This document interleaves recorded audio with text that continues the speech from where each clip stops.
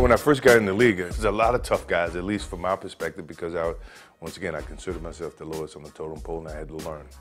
So I looked at every experience as a learning experience. Physically, it was a much more physical game than what it is today. You couldn't walk across the lane without getting checked. Or the screens, illegal screens, holding. You always had to pay a price. Be it if you were aggressive and you were a gun-ho guy and you go in with the understanding that I'm gonna get hit, I'm gonna pay the price, but that's part of the game. I'm not gonna be afraid to go inside.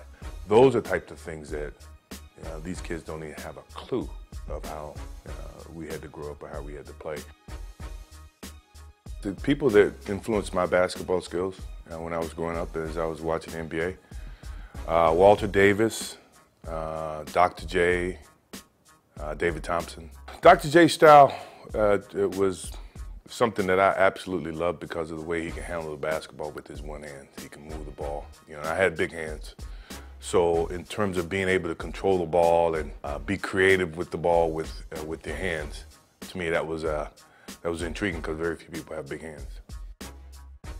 Are there rules to talking trash? I only talk trash to people that I knew, my friends, Patrick Ewing, Bird, Magic, those type of guys. But I never talk trash to people that I didn't know or people I'm just meeting. And if they did, my game always did my talking. I never say anything. So this can be something you probably could print. I'm playing in my camp against O.J. Mayo. He was a top high school kid coming out, and I never met him first time. In front of my camp, he starts this thing about, you can't guard me, you can't do this. I got my campers here, so obviously I can't really go where I want to go because of my camp. So I stop the camp, send the kids to bed. We go back to playing, and he starts his whole thing, that you can't guard me, you can't do this. And then finally I just let him, I said, look, dude, you may be the best high school player, but I'm the best player in the world. So from this point on, it's a lesson. And from that point on, it was a lesson. He never won a game. I posted him up. I did everything. If I can ever show you that film, if you can ever ask him that, ask him about the thing that happened at my camp. I don't consider that trash. I consider that fact. You call it trash. You got to be very competitive. I think a lot of my defense is because of my competitive nature, is that I don't want you to outscore me, or I don't want you to score a certain number of points on me. Gary Payton and I had an interesting competitive, he's supposed to be the glove.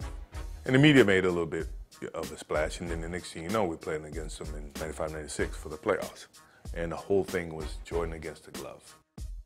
I mean, he was good at defending, me to get the ball, but once I got the ball, I felt like I always had the advantage, so, it wasn't really a problem to me. He's a Hall of Famer now. I think he's very deserving of it, but we did have our battles.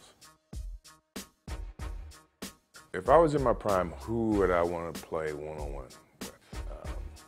That list is very long. Start off with Jerry West, Elgin Baylor, Kobe Bryant in his prime, LeBron in his prime, D-Wade in his prime, Melo. That's a good start. Yeah. I don't think I lose. Other than Kobe Bryant, because he steals all my moves.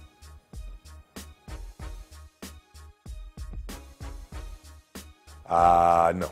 I'm not a Twitterer, I'm not a twerker, I'm not a Facebooker. I am nothing. I'm old school. What is twerking, by the way?